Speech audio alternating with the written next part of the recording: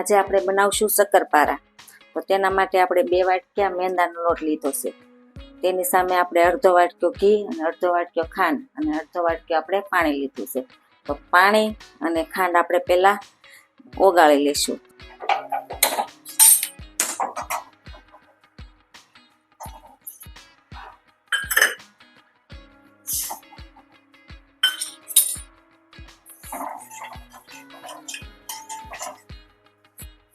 જેવું તેવું પાણી ગરમ થાય ત્યાં સુધી આપણે ગરમ થવા દઈશું.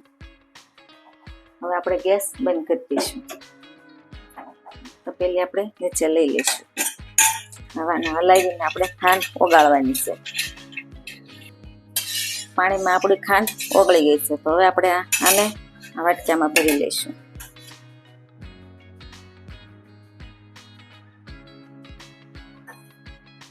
હવે આપણે લોટ બાંધશું. તો તેના માટે આપણે આ બાઉલ લઈ લીધું છે.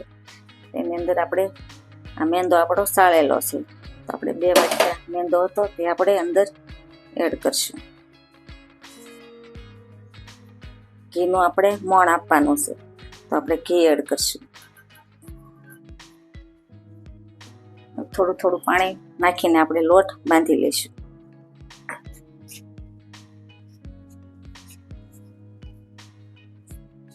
લોટ આપણો બંધાઈ ગયો છે.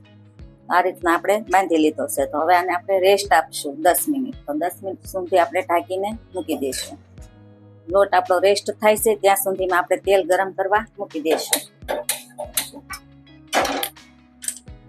આપણે 15 મિનિટ થઈ ગઈ છે. તો હવે આપણે ખોલીને લુવા તૈયાર કરી લઈશું.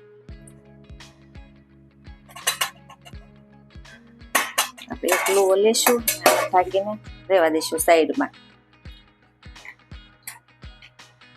શક્કરપારા આપણે પડવાળા તૈયાર કરવાના છે. તો તેના માટે આપણે જો આ રીતના આપણે રોટલી વણી લીધી છે. આવી રીતના ફોલ્ડ કરવાની છે. હવે આને પાછા આપણે વણશું.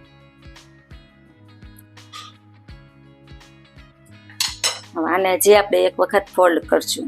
તો આ રીતના આપણે આવી રીતના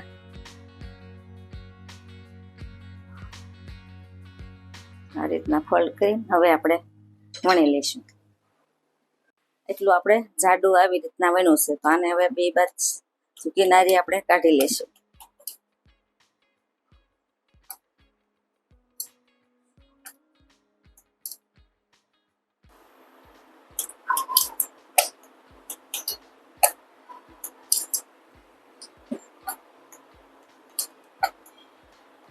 આ રીતના એટલા જાડા આપણે વણ્યા છે. આ રીતના આપણે બધા શક્કરપારા તૈયાર કરી લઈશું વણીને. બધા શક્કરપારા આપણે બનીને તૈયાર કરી વાળ્યા છે. તો હવે આને આપણે તળવાના છે.